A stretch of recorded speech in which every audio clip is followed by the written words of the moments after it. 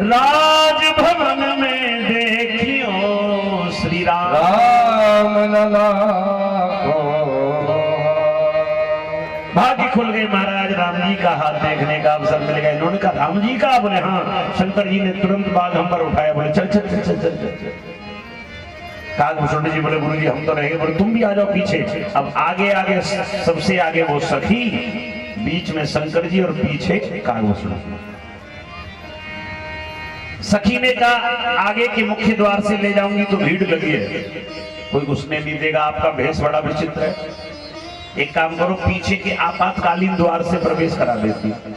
पहले बड़े बड़े महल होते थे और हर महल में 2 दरवाजे होते थे, एक सिंह द्वार और एक पीछे का आपातकालीन द्वार। तो आपातकालीन द्वार लोग इसलिए निकालते थे कि बाहर कोई जरूरत पड़ जाए पीछे से भागने की, तो चुपचाप खोलो और फुर भाग जाओ। तो पीछे के द्वार से ले गए, वहां भी द्वारपाल खड़े। सखी प्रवेश कर गई, शंकर जी प्रवेश कर गए, और जैसे ही कागभूषण जी आए रोक दिया। तुम कहां जा रहे हो भाई, कौन हो तुम? इन्होंने कहा हमारे गुरुजी गए। बोले गुरुजी गए तो जाके, तो तुम क्या करोगे अंदर जाके? तो कागभूषण जी ने आवाज लगाई गुरुजी हम रह गए। गुरुजी कहते हैं अरे भैया आने दो इनको आने दो। इन्होंने कहा नहीं 2 लोग नहीं जाएंगे अंदर, अकेले जाओगे, एक की अनुमति अंदर जाने। तो गुरुजी कहते हैं कार्य बने नहीं जुगल में और करो नया पैरोस। भैया जुगल में जब तक हम जोड़ी नहीं जाएगी अंदर तब तक बात नहीं बनने वाली। बोले कैसे? रेखा देखत शिष्य है और हम वर्णत गुण दोष। हमारी आंखें कमजोर हैं इसलिए रेखा देखता है चेला और फलादेश करते हैं गुरुजी। इन्होंने कहा ठीक है, अंधे को नो तो 2 जने आमे, जाओ जाओ जाओ जाओ। अब जैसे ही कहा कि रेखा देखत शिष्य ये, अब देखिए जैसे कहा कि रेखा देखत, आहा, अब तो कागभूषण जी को लगा हम रेखा देखने वाले बन गए, हमें पता मिल गया, वाह। और कोई धोखे से कंपाउंडर से डॉक्टर साहब कह दे तो वो फूले नहीं समाते, हम तो डॉक्टर साहब हो गए। अब तो जैसे ही कही कि रेखा देखत शिष्य है, कागभूषण जी से शंकर जी कहते हैं अब आप ही जाओ जल्दी। तो कागभूषण जी बोले अब तुम जाओ जा रहे हो तो हमारे बिना तुम कर भी क्या लोगे, रेखा तो हमें ही देखनी है, थर्मामीटर तो हम ही लगाएंगे भाई, तुम क्या कर लोगे? उन्होंने कहा अच्छा रेखा देखोगे? बोले और क्या? बोले ठीक है दिखा देंगे रेखा कैसे देखी जाती है, आओ तो सही अंदर। अंदर गए और अंदर जाकर के जैसे ही शंकर जी ने राम जी के श्री चरणों का दर्शन किया, वहीं पर आसन लगाया और बैठ गए। पास में कागभूषण जी बैठ गए और शंकर जी भगवान श्री रामलला के चरणों का दर्शन करते करते शंकर जी की समाधि लगी। समाधि में चले गए शंकर जी। अब जो समाधि में गए, अब तो क्या था, अब मैया ने लाला का हाथ पकड़ा और पकड़ के जैसी शंकर जी की ओर किया तो कागभूषण जी वहीं बैठे, तो सखी कह रही है ना ना ना ना ना, इन्हें तो दिखता ही नहीं है। इन्होंने कहा दिखता नहीं है तो काय को ले आई अंदर? बोले नहीं रेखा देखेंगे चेलाराम फलादेश करेंगे गुरुजी। और जो चेलाराम का नाम लिया और चेलाराम घबराए, बोले हम क्या जाने रेखा देखना। लेकिन मैया ने तुरंत राम जी का हाथ कागभूषण जी के हाथ में रख दिया, बोले देखो कौन सी रेखा कैसी है। अब कागभूषण जी चक्कर में पड़ गए, बोले गुरुजी आंखें बंद करके बैठे, हम कब तक हाथ पकड़ के घुमाते रहे, हम क्या जाने। तो इन्होंने क्या किया, कभी इधर करे कभी इधर करे, कभी आगे कभी पीछे, इधर उधर मुड़ के देखते रहे। बड़ी देर हो गई, मैया बोली कुछ बताओ ना। मैया थोड़ी देर बाद खींच गई, एक कुछ बोलता नहीं और दूसरा आंखें खोलता नहीं, तू कहां से पकड़ रही बेले बाबरे से। अब कागभूषण जी कोहनी मार रहे हैं शंकर जी में, बोले बाबा जी आंखें खोलो, अगर थोड़ी और देर तुम चुपचाप बैठे रहे तो मैया लाठी उठाने वाली है। और शंकर जी तो ध्यान में मग्न हो ही गए।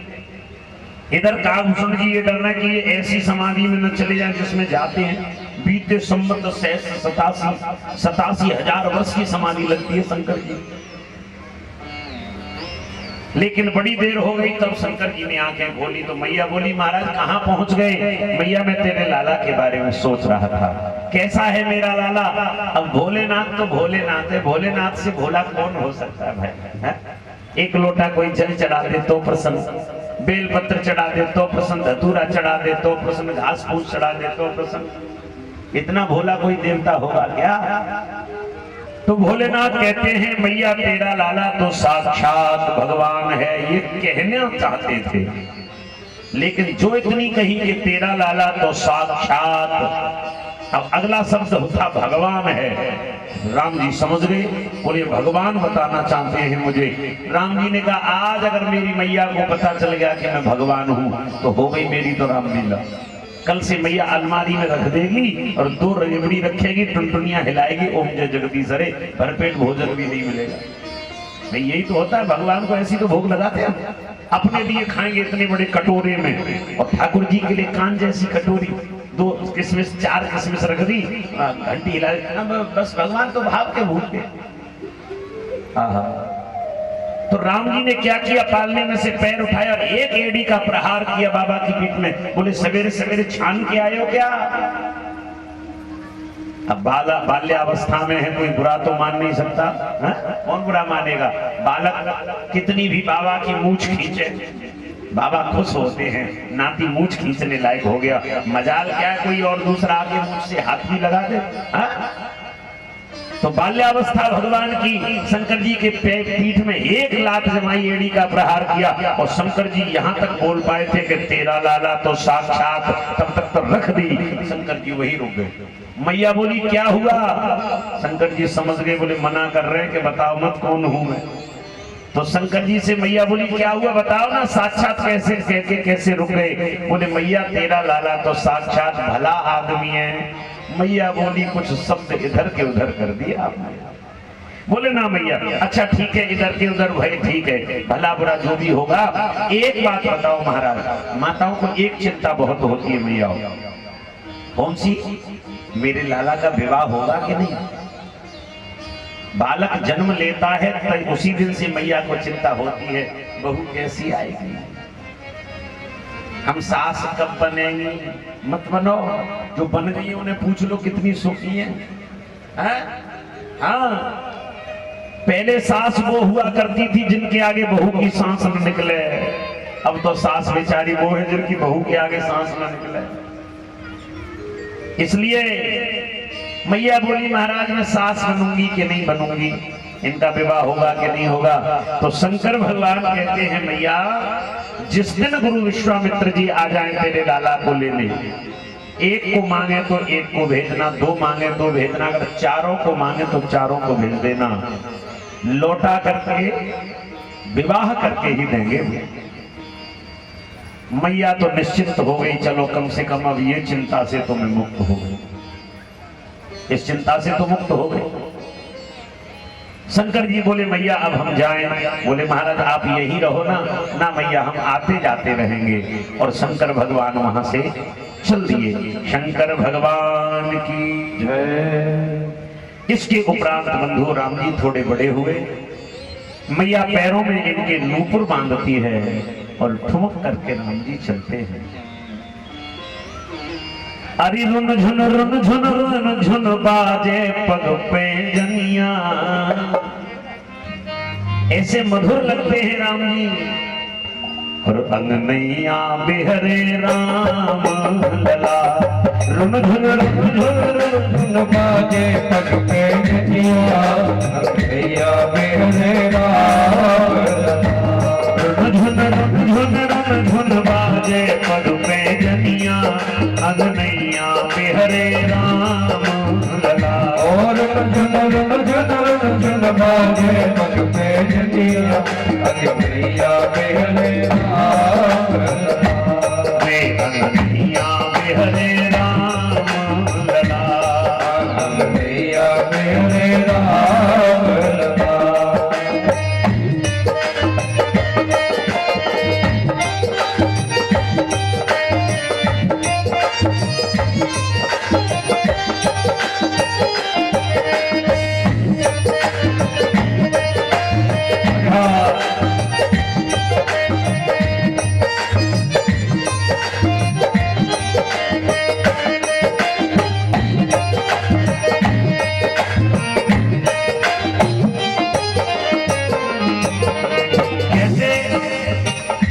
अब देखिए भगवान की छवि क्या है, एक एक शब्द पर ध्यान देना। दुई दुई दमन दामिनी जैसे दम दम दम दम दम के, दुई दुई दमन दामिनी जैसे दम दम दम दम दम के, और कर कंचन कंगन के कंगना। राम जी की छवि तो सुंदर है ही, ऊपर से हाथ में जो कंगन पहने हैं कंचन के माने सोने के। आप लोग सोना पहन के मत आना कोई कथा में, आजकल कथाओं में चोरी बहुत होती है। और भाई लोग चोर नहीं है, माताएं चोर हैं। हाँ, आप नहीं होंगी। अभी फिरोजाबाद में कथा कर रहा था पिछली साल, ये मुस्तफाबाद है, कौन सा वो फतेहाबाद रोड पे। बाप रे बाप, 3 चैन कटी थी माताओं की। और मैं रोज मना करूं भैया मत पहन के आओ, मत पहन के आओ। भीड़ भी काफी थी, लगभग आपका ये पूरा खेत भर जाए, इतनी भीड़ थी। बाप रे बाप। तो मैं तो नाम मना करता हूँ, केवल तुलसी की कंठी पहनो गले में और हरि बोल गाओ। दुई दुई दमन दामिनी जैसे दम दम दम दम दम के, दुई दुई दमन दामिनी जैसे दम दम दम दम दम के, और कर कंचन कंगन में, कर कंचन कंचन के कंगना चम चम चम चम चम के, कंचन कंचन के कंगना चम चम चम चम चम के, सोहे रुचिरिये कर माल कमर कर धनिया अनैया बेहरे राम लला। और बाजे नग पे दिया दिया मेरे राम लला, रे अनैया बेहरे राम लला, रे दिया मेरे राम लला।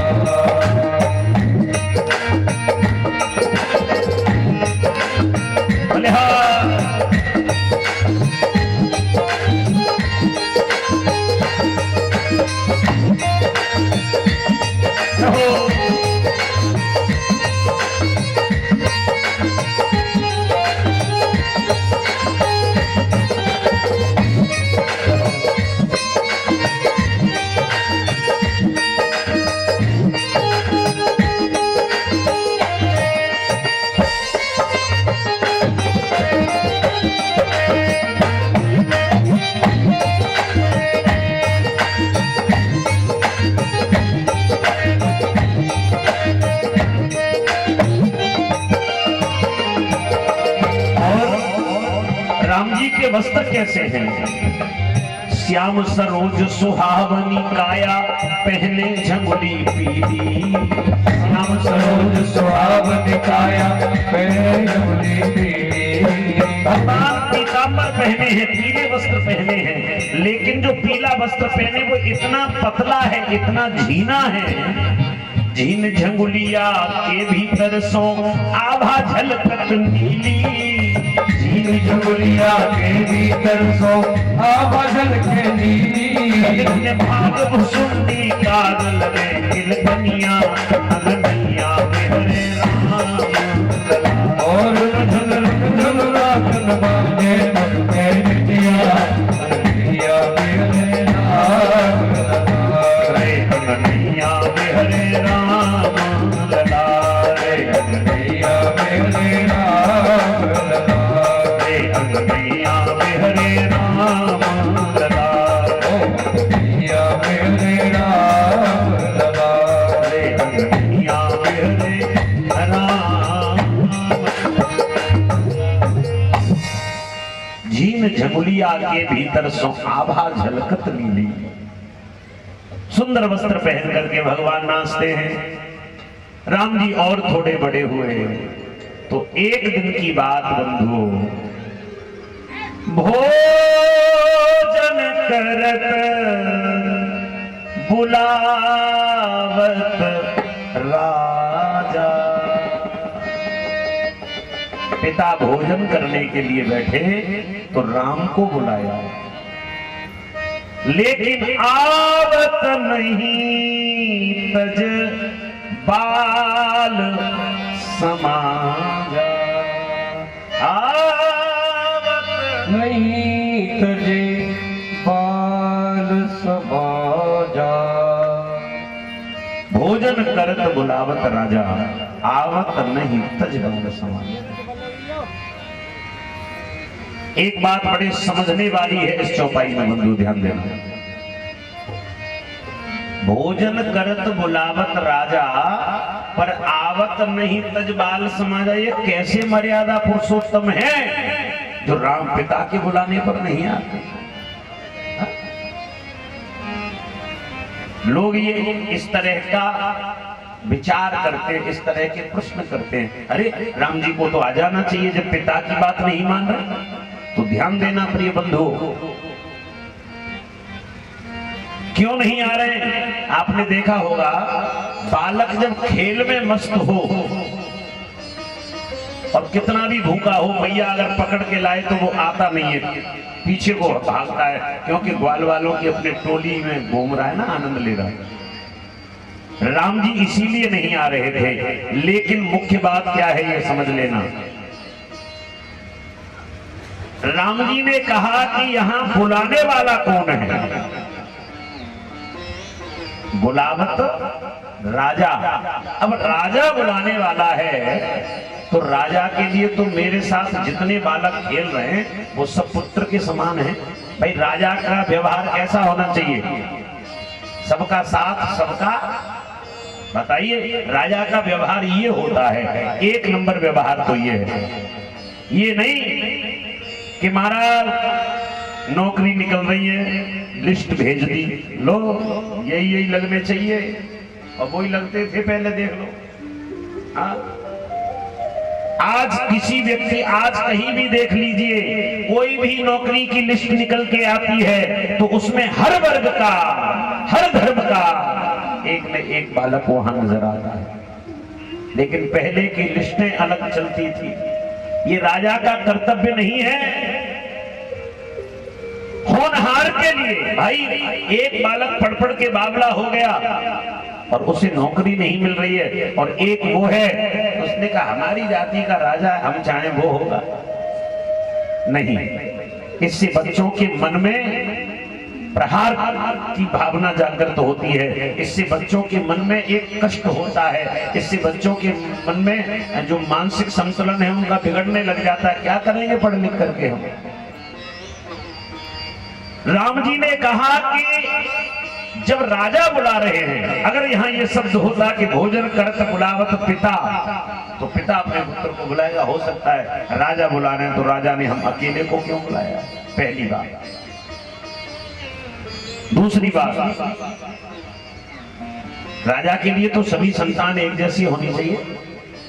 क्यों भैया, होनी चाहिए कि नहीं? है भाई, राजा के मन में ये भेदभाव नहीं होना चाहिए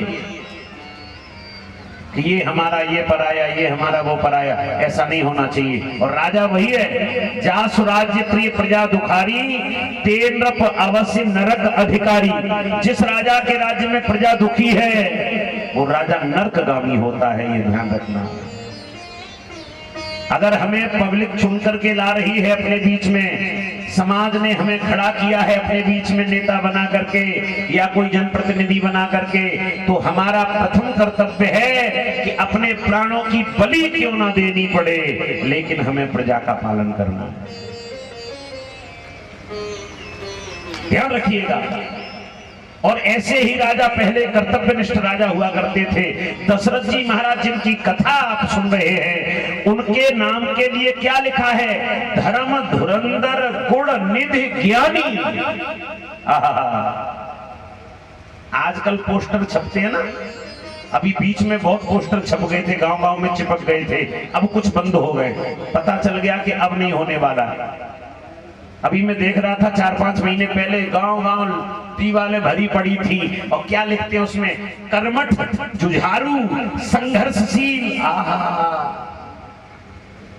कर्मठ, कितने बड़े कर्मठ है, कितने बड़े जुझारू है, कितने संघर्षशील है। पुलिस के नाम से तो घर में घुस के बैठ गए पुलिस की सुनने, तो और वो संघर्षशील लिख रहे अपने नाम के आगे। मैं नहीं कहता, अच्छी बात है कि कोई व्यक्ति को चुन करके लाया जाए। एक बात और निश्चित कर लेना बंधु अपने मन में, हम ऐसे जनप्रतिनिधि को अपने बीच में खड़ा करें चुन करके जो हम सबकी बात को सुनता हो, जो हम सबकी बात को मानने वाला हो, जिसके मन में प्रजा के प्रति भाव हो, जिसके मन में प्रजा के प्रति सद्भाव हो, जो बुजुर्गों का सम्मान करता हो, जो सबके साथ में एक जैसा व्यवहार करता हो, ऐसे व्यक्ति को चुन करके हमें लाना चाहिए। और एक बात ये ध्यान रखिएगा, जा सुराज्य प्रिय प्रजा दुखारी तेन अवसनरत अधिकारी। कोई व्यक्ति विशेष के लिए मत समझना, मैं हर व्यक्ति के लिए कह रहा हूं, जिस राजा के राज्य में प्रजा दुखी रहेगी वो राजा निश्चित ही नरकगामी होगा। पहले आपने देखा होगा, पहले के राजा भेष बदल के जाते थे अपनी प्रजा के बीच में, जाते थे कि नहीं? भेष बदल के जाते थे, किस लिए? देख करके आऊं मैं कोई हमारी प्रजा का व्यक्ति दुखी तो नहीं, ये देखने के लिए जाते थे। आज ऐसा नहीं है, आज तो बड़ी विचित्र स्थिति होती जा रही है महाराज। सबसे बड़ी बात तो यह है कि आज जितना भी धन आता है, आज का मतलब अब, पहले के राजाओं की बात अलग है, अब जितना भी धन सरकार से स्वीकृत होता है, सच बताना क्या उतना धन हमारे नगर में लगता है? भैया मैं किसी व्यक्ति विशेष की बात नहीं कर रहा, यहाँ कोई वार्ड मेंबर बैठे हो, कोई प्रधान बैठे हो, कोई और भी जनप्रतिनिधि बैठे हो, तो अपने हृदय पर इस बात को मत लेना। मैं तो एक आम तौर पर एक चर्चा कर रहा हूँ, जितना धन आता है क्या उतना धन हमारे नगर में लगता है? अगर लगता होता तो ये सड़कों पर इतना पानी नहीं भरा होता कि पूरी पूरी गाड़ी डूब जाए। देख रहे हो, यात्रा वाले दिन में देख रहा था, धन्य है रे शिकोहाबाद, उस चौराहे से लेकर और यहाँ तक यात्रा आई, इस तरफ उस तरफ की जो पटरी थी वो पूरी पानी से भरी पड़ी थी, दुकानों के आगे इतना इतना घुटनों घुटनों पानी था, नाले की सफाई नहीं हो रही है। ये कहाँ जाता है? इतना नगर पंचायत का पैसा आता है। अफसोस है मुझे कहते मेरा भारत महान है, अंदर से पूरा खोखला, बस बाहर से महान है। सब पैसा डकार जाते हैं, सब खा जाते हैं, कागजों में रोडवेज दौड़ रही है बेकार की। विचार करने वाली बात है। और एक बात मेरी समझ में नहीं आती, हम लोग तो ज्यादा भोजन भी नहीं करते। मैंने बताया था मैं तो एक रोटी खाता हूँ पूरे 24 घंटे में, और फिर भी कभी कभी पेट गड़बड़ हो जाता है। और ये इन लोगों को पता नहीं कौन सा हाजमोला दे दिया रामदेव बाबा ने, सीमेंट खा जाए, गिट्टी खा जाए, बालू खा जाए, हरा चारा खा जाए, यूरिया खा जाए, गरीबों के आवास खा जाए, गरीबों के शौचालय खा जाए, लेकिन सब हजम हो जाता है, सब हजम हो जाता है। एक बात विचार करने वाली है, हो सकता है हम में से कोई व्यक्ति किसी दिन जनप्रतिनिधि बनकर के पब्लिक के बीच में आए। एक बात याद रखना मेरे भाइयों, जो समाज का पैसा खाता है, जो जनता का पैसा खाता है, वो तीसरी पीढ़ी पर जाकर के उसका कुल विनाश की ओर जाना शुरू हो जाता है। ये ध्यान रखना, और नहीं तो इतिहास उठा करके देख लेना, तीसरी पीढ़ी उसको विनाश की ओर ले जाती है। इसलिए ध्यान रखना। मैं मानता हूं कि आपने करोड़ों खर्च किया है, लेकिन करोड़ों खर्च किया है तो दाल में नमक